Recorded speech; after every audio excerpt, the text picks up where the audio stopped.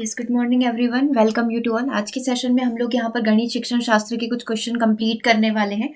Session को हम लोग यहाँ पर स्टार्ट करते हैं। यदि आप चैनल पर न्यू हैं तो आप चैनल को सब्सक्राइब कर सकते हैं ताकि इसी तरीके से वीडियोस के नोटिफिकेशन आप तक पहुँचते रहें। और व्हाट्सएप ग्रुप से जुड़ने के लिए आप हमसे संपर्क कर सकते हैं 8770803840। इस पर व्हाट्सएप करके आप व्हाट्सएप ग्रुप से जुड़ सकते हैं। और CTP और EVS के नोट्स यदि आप बाय करना चाहते हैं तो सेम व्हाट्सएप नंबर पर मैसेज कर सकते हैं, राइट। सेशन को हम लोग स्टार्ट करते हैं। आज के सेशन का सबसे पहला क्वेश्चन है, क्षेत्रमिति इकाई का योगात्मक आकलन के द्वारा किया जा सकता है। जब भी हम लोग क्षेत्रमिति निकालने की बात करते हैं, एरिया वगैरह निकालने की बात करते हैं, तो इसका जब हम लोग फाइनल टेस्ट लेना चाहते हैं, फाइनल इवैल्यूएशन करना चाहते हैं, समेटिव इवैल्यूएशन करना चाहते हैं, तो हम लोग किसके द्वारा कर सकते हैं? पेपर पेंसिल के द्वारा, ICT जो होते हैं हमारे, इनके माध्यम से कर सकते हैं, परियोजना के माध्यम से कर सकते हैं, या फिर गणितीय प्रयोगशाला विधि के माध्यम से हम लोग बच्चों का योगात्मक आकलन क्षेत्रमिति का यहाँ पर कर सकते हैं। देखो, सभी के माध्यम से हो सकता है, सभी के माध्यम से हम लोग यहाँ पर योगात्मक आकलन निकाल सकते हैं। लेकिन एक सबसे बड़ी चीज की ये बिना पेपर पेंसिल के संभव नहीं है। ठीक है, जब भी हम लोग इस तरीके का फाइनल एक इवैल्यूएशन करना चाहते हैं तो हमें आवश्यकता होगी पेपर पेंसिल की। तो यहाँ पर एक सही आंसर हम लोग बोल सकते हैं कि होगा ऑप्शन नंबर 1। इसके बिना आकलन करना संभव नहीं होगा। और वो भी आपसे योगात्मक पूछा गया, फाइनल समेटिव पूछा गया, जहां पर एक रिजल्ट निकलेगा, फाइनल एक रैंक निर्धारित की जाएगी। तो उसके लिए पेपर पेंसिल होना बहुत ज्यादा आवश्यक होगा।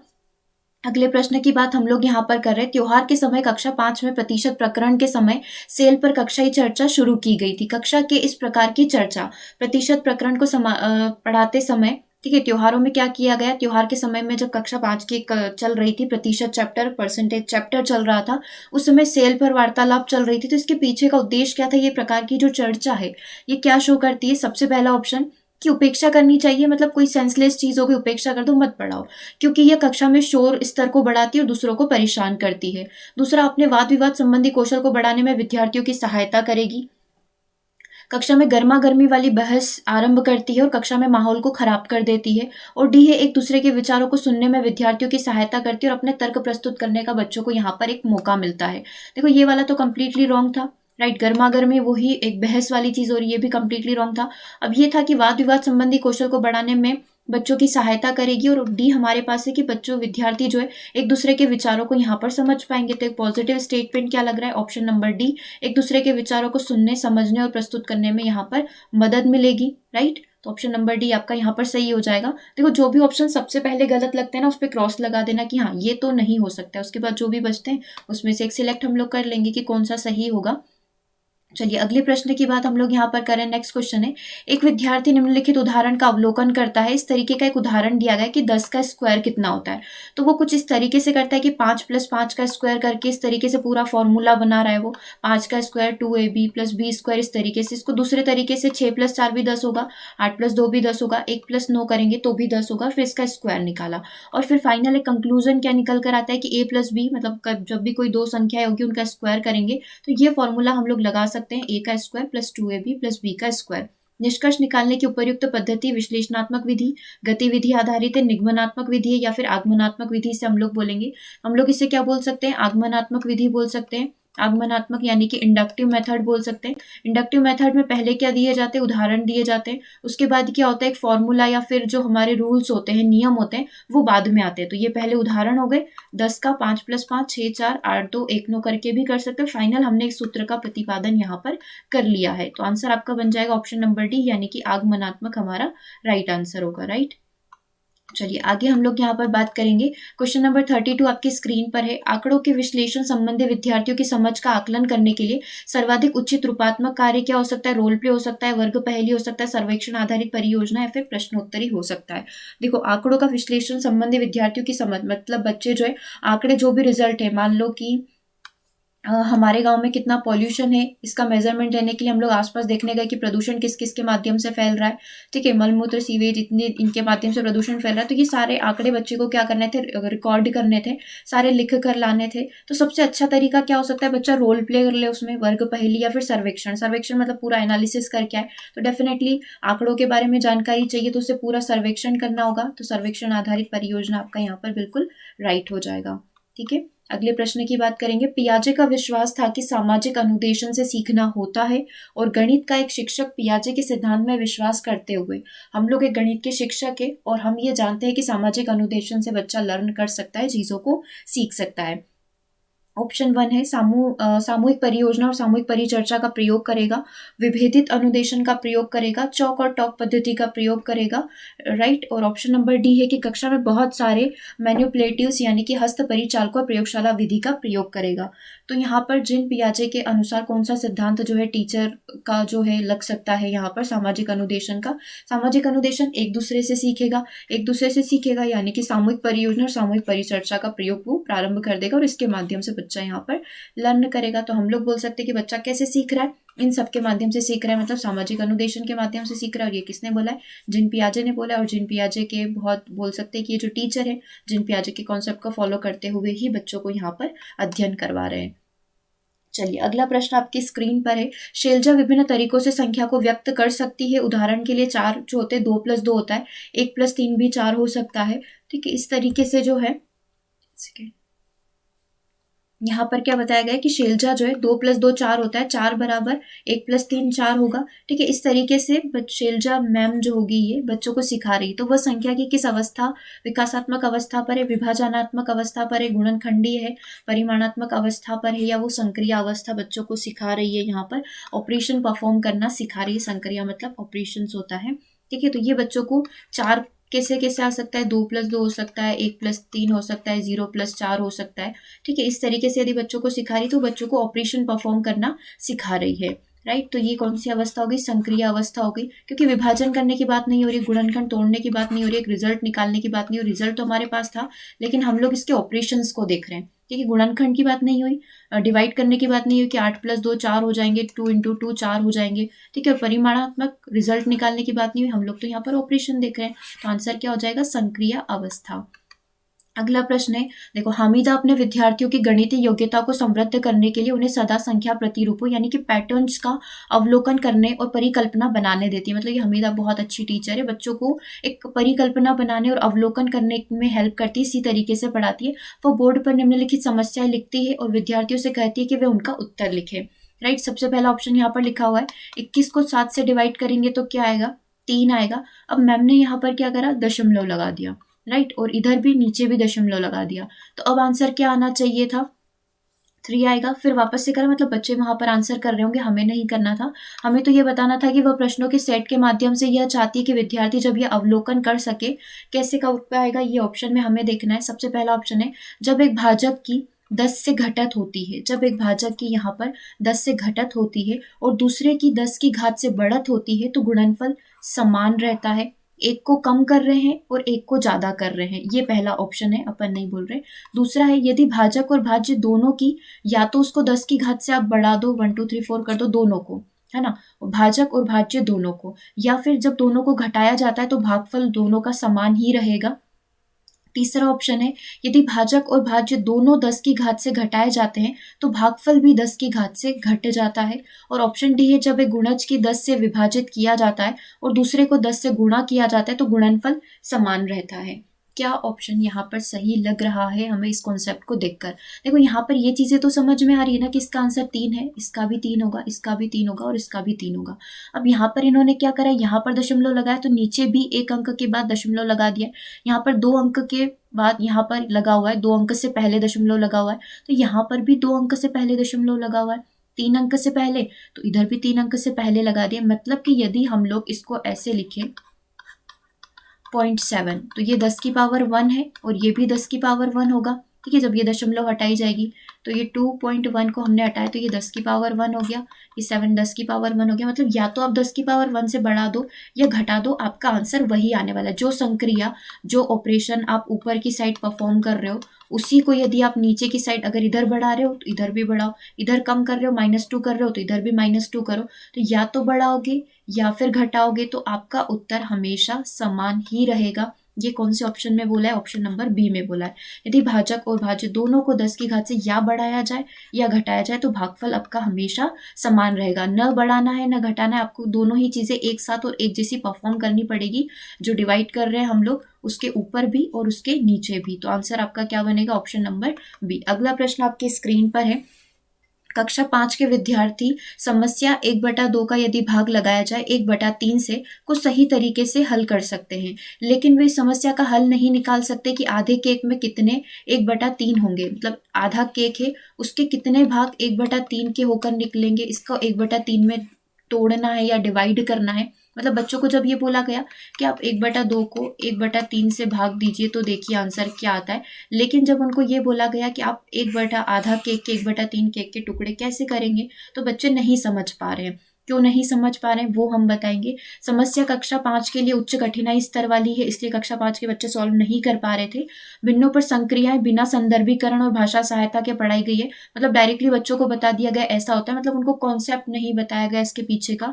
तीसरा ऑप्शन है विद्यार्थी इन दो समस्याओं की गणितीय तुलनात्मक समझने के योग्य नहीं है। मतलब बच्चे इनकी तुलनात्मक योग्यता जो इसको समझने के योग्य नहीं बने हैं, और विद्यार्थियों का भाषा विकास जो बहुत ही ज्यादा खराब है। ए और डी तो वैसे ही गलत हो गए, राइट। ये भी गलत हो गया। विद्यार्थी इन दोनों समस्याओं की गणितीय तुल्यता को जो समझने में योग्य नहीं है, वो इस लायक नहीं है, वो कैपेबल नहीं है।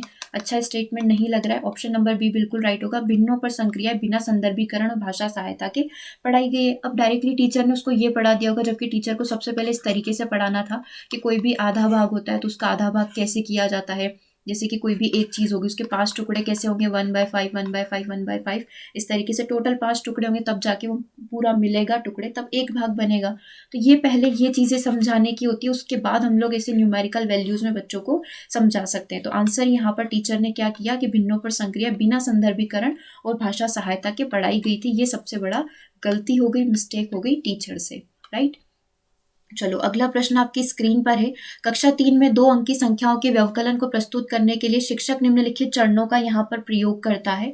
ठीक है, अब ये व्यवकलन यानी कि घटाव को समझने के लिए कुछ चरण स्टेप अपनाए गए। सबसे पहला चरण स्टेप, स्थानीय मान व्यवस्था की समझ के साथ 2 अंकी संख्याओं की पुनरावृत्ति होना। चरण 2, यह प्रदर्शित करने के लिए कि छोटी संख्या को बड़ी संख्या से घटाया जा सकता है, टेली चिन्हों का प्रयोग टीचर के द्वारा किया गया है। चरण 3 में स्थानीय मान के प्रत्येक कॉलम के अंतर्गत संख्याओं के व्यवकलन का अनुप्रयोग करना। इस स्थिति में शिक्षक ने पाठ का विकास कर रहा है। किस प्रकार की स्थिति बन रही है, जो 3 चरण है, इससे बच्चों के अंदर कौन सा डेवलपमेंट आ रहा है, व्यवकलन को लेकर, घटाव को लेकर, सब्सट्रैक्शन को लेकर। पहला ऑप्शन है संक्रिया, सबसे पहले संक्रिया की गई है यानी कि ऑपरेशन किया गया। देन व्यवस्था संकल्पना, सिस्टमैटिक तरीके से अरेंज किया गया, कॉन्सेप्ट बनाया गया। उसके बाद परिकलन और उसके बाद प्रक्रिया की गई है। दूसरा ऑप्शन परिकलन प्रक्रिया है, ठीक है, फिर व्यवस्था संकल्पना है और फिर संक्रिया है। तीसरा ऑप्शन व्यवस्था संकल्पना है, परिकलन प्रक्रिया है और संक्रिया है। और फोर्थ ऑप्शन है आपका व्यवस्था संकल्पना, फिर संक्रिया, देन फिर परिकलन प्रक्रिया। ठीक है, संक्रिया पहले कर दिया ऑप्शन नंबर सी में, और परिकलन प्रक्रिया को जो ऑप्शन नंबर डी में बाद में अरेंज कर दिया है। अब देखिए आंसर क्या होगा। हम लोग पहले सिर्फ क्वेश्चन को समझते हैं, ऑप्शन हम लोग बाद में लिख लेंगे। देखो सबसे पहले टीचर ने क्या करा, स्थानीय मान व्यवस्था को समझाया है। स्थानीय मान जैसे इकाई, दहाई, सैकड़ा, ये सारी वैल्यू बच्चे को यहाँ पर सिखा दी गई है। ठीक है, और छोटी संख्या से बड़ी संख्या को घटाने के लिए टैली चिन्हों का प्रयोग करके भी सिखा दिया है। ये कॉन्सेप्ट भी बच्चों का बिल्ट हो गया। स्थानीय मान के प्रत्येक कॉलम के अंतर्गत जो संख्या है उसके व्यवकलन का अनुप्रयोग यहाँ पर किया गया। ठीक है, छोटी संख्या को बड़ी संख्या से कैसे घटाएंगे, ये सारी चीजें यहाँ पर हो गई। तो टीचर ने सबसे पहले तो एक प्रॉपर तरीके से अरेंजमेंट करके बताया, तो सबसे पहले व्यवस्था संकल्पना ही आंसर होगा। डायरेक्टली टीचर जो है बच्चों को क्या करेगा, कैलकुलेशन करना है, संक्रिया ऑपरेशंस परफॉर्म करना तो नहीं बताएगा। वो सबसे पहले क्या करेगा, व्यवस्था बिठाएगा। तो या तो सी ऑप्शन राइट हो सकता है या डी ऑप्शन यहाँ पर हमारा राइट हो सकता है, क्योंकि इसमें क्या बात हो रही है, व्यवस्था की सबसे पहले बात हो रही है, और यहाँ ऑप्शन नंबर डी में भी व्यवस्था संकल्पना की सबसे पहले बात हो रही है। ये संक्रिया की बात कर रहा था और ये डायरेक्टली परिकलन की बात कर रहा था। परिकलन यानी कि कैलकुलेशन की बात कर रहा था, तो ये दोनों गलत हो गए। ठीक है, अब सी में व्यवस्था हो गया। इसके बाद दिया हुआ है परिकलन प्रक्रिया पहले होती है, संक्रिया पहले होती है। देखो इसमें दिया हुआ है परिकलन और ऑप्शन नंबर डी में दिया हुआ है संक्रिया। तो सबसे पहले क्या करते हैं हम लोग, यहाँ पर सबसे पहले हम लोग क्या करते हैं, व्यवस्था संकल्पना के बाद हम लोग करेंगे परिकलन। ठीक है, परिकलन हो जाने के बाद, कैलकुलेशन हो जाने के बाद हम लोग उस पर करेंगे अलग अलग तरीके के ऑपरेशंस को परफॉर्म। ठीक है, तो व्यवस्था संकल्पना सबसे पहले होगी, उसके बाद परिकलन प्रक्रिया होगी। परिकलन प्रक्रिया यानी कि अलग अलग तरीके से कैलकुलेशन हम लोग करेंगे और उसके बाद परफॉर्म किए जाएंगे संक्रिया, अलग अलग तरीके से ऑपरेशंस को यहाँ पर परफॉर्म किया जाएगा, डिफरेंट डिफरेंट टाइप के। ठीक है, तो हम लोग यहाँ पर बोल सकते हैं कि आंसर क्या हो जाएगा, option number C. Option number D में क्या करा था, संक्रिया को पहले दे दिया, परिकलन प्रक्रिया को बाद में दे दिया, इसलिए ये वाला ऑप्शन जो है हमारा रॉन्ग हो जाता है। राइट आंसर हो गया ऑप्शन नंबर सी। चलिए नेक्स्ट प्रश्न आपकी स्क्रीन पर है। विद्यार्थियों से ऊर्ध्वाधर सम्मुख कोणों के मध्य संबंध स्थापित करने के लिए कहा गया है। सामने सामने के जो कोण होते हैं उनके मध्य में क्या संबंध होता है, इस तरीके से यहाँ पर कुछ बताया गया है। ठीक है, सामने के जो कोण होंगे, जैसे कि हमने कुछ और भी बना लिया, समांतर चतुर्भुज भी बना लिया, इसको हमने यदि आगे निकाल दिया तो इन कोणों के बीच में क्या संबंध होता है ऐसा बताया गया है। वे कई आकृतियां खींचते, कोणों को मापते और यह देखते हैं कि ऊर्ध्वाधर सम्मुख कोण समान होते हैं। इस केस में वेन हिले मॉडल के अनुसार कौन से लेवल पर बच्चा चल रहा है, विश्लेषणात्मक पर है, अनौपचारिक पर है, निगमन पर है, चाक्षुषीकरण पर है। देखो हिंदी में नेम हम लोग देख लेते हैं, यहाँ पर देख लेते हैं। वेन हिले मॉडल हमारा रिवाइज हो जाएगा। लेवल 0 जो होता है मानसिक लेवल का स्तर होता है, विजुअलाइजेशन होता है, चाक्षुषीकरण जिसे हिंदी में बोला जाता है। फिर लेवल 1 जो हमारा रहता है, लेवल 1 यहाँ पर क्या रहता है, वर्णनात्मक रहता है, एनालिसिस वाला रहता है, एनालिटिकल रहता है, यानी कि विश्लेषणात्मक रहता है। देन लेवल 2 की बात हम लोग यदि करेंगे तो लेवल 2 जो होता है एब्स्ट्रैक्शन बेस्ड होता है, सारांश वाला होता है। ठीक है, फिर लेवल 3 की हम लोग बात करेंगे तो वो औपचारिक होता है, औपचारिक फॉर्मल वाला होता है ना, इस तरीके से औपचारिक होता है। देन लेवल 4 की हम लोग बात करेंगे, रिग्रेस होता है, कठोर होता है।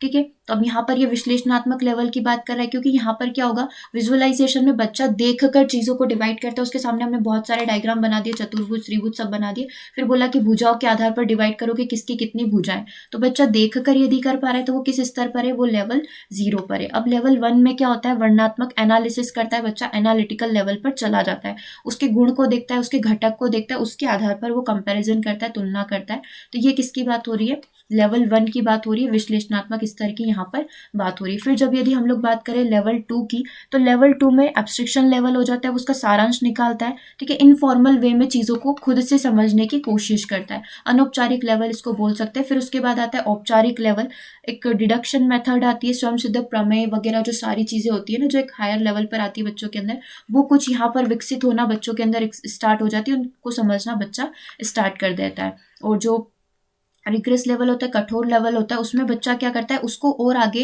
बढ़ाने की कोशिश करता है, विभिन्न विभिन्न प्रयोगों के द्वारा उसको प्रूव करने की कोशिश करेगा, तो वो लेवल आगे बढ़ा हुआ रहेगा। ठीक है, अभी सिर्फ ये कोणों को मापता है, खींचता है, ये सारी चीजें कर रहा है, तो ये कौन से लेवल की बात हो रही है, लेवल 1 की, यानी कि विश्लेषणात्मक स्तर की यहाँ पर बात हो रही है। राइट, तो आंसर यहाँ पर क्या हो गया, ऑप्शन नंबर 1। अगला प्रश्न चलिए आपकी स्क्रीन पर है। कक्षा में शिक्षिका विद्यार्थियों को विभिन्न प्रकार से चतुर्भुज को परिभाषित करने के लिए कहती है, जैसे कि भुजाओं का प्रयोग करना, कोणों का प्रयोग करना, विकर्णों का प्रयोग करना। शिक्षिका का उद्देश्य क्या है। एक चतुर्भुज है, चतुर्भुज के सारे कोण वगैरह सब कुछ बताने की बात यहाँ पर की गई है। ये विकर्णों के प्रयोग की यहाँ पर बात की जा रही है, भुजाओं के प्रयोग की, कोण के प्रयोग की, सबकी बात यहाँ पर की जा रही है। तो टीचर चाहती क्या है फिर, विभिन्न परिक्षेपियों से चतुर्भुज को समझने में विद्यार्थियों की सहायता करना, परिभाषा को कंठस्थ करने में विद्यार्थियों की सहायता करना, परिभाषा पर आधारित चतुर्भुज की सभी समस्याओं को हल करने में विद्यार्थियों की सहायता करना है, विभिन्न परिभाषा को खोजने में विद्यार्थियों की सहायता करना। तो परिभाषाओं की बात तो हम लोग करते ही नहीं है, कहीं से कहीं तक हल की बात नहीं करते हैं, परिभाषा को कंठस्थ करने की बात नहीं करते हैं। राइट आंसर क्या हो जाएगा, ऑप्शन नंबर 1, विभिन्न परिक्षेपियों से चतुर्भुज को समझने में विद्यार्थियों की मदद करना, हेल्प करना। राइट आंसर ऑप्शन नंबर 1 होगा। अगला प्रश्न आपकी स्क्रीन पर है।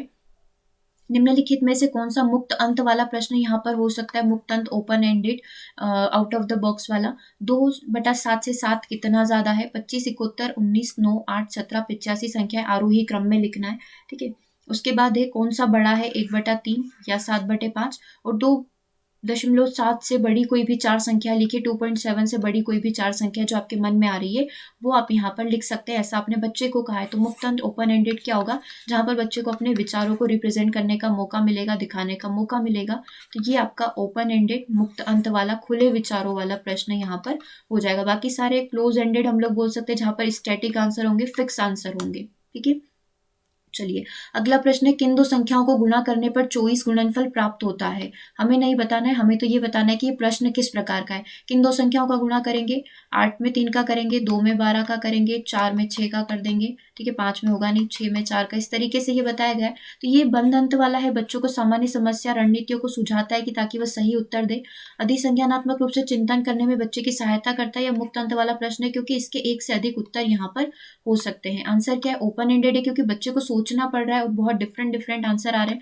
बहुत सारे आंसर आ रहे हैं, तो ये ओपन एंडेड हो जाएगा, जहां पर बच्चा एक क्रिएटिव वे में आंसर यहाँ पर सोच पा रहा है। राइट, तो आंसर आपका क्या बन जाएगा, ऑप्शन नंबर डी। चलिए, तो आज के सेशन में हम लोगों ने यहाँ पर 15 क्वेश्चन कंप्लीट किए। स्कोर आपका क्या रहा है कमेंट करके ज़रूर बताइएगा। मिलेंगे हम लोग नेक्स्ट सेशन में। Thank you for watching. और व्हाट्सएप ग्रुप से जुड़ने के लिए आप मैसेज कर सकते हैं 7770803840 पर।